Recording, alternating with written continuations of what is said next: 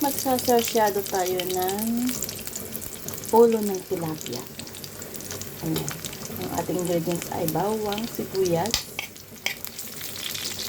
siyempre, isisusunin natin yan ng asin, bitsin, paminta.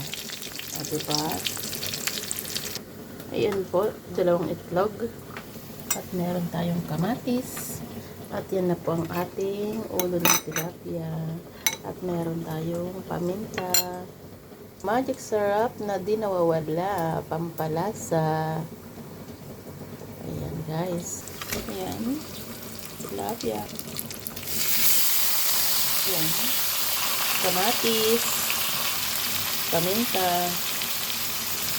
Magic syrup. Lagyan natin ng tubig. Hintayin natin na kumulo. Yung itlog, nilagay na.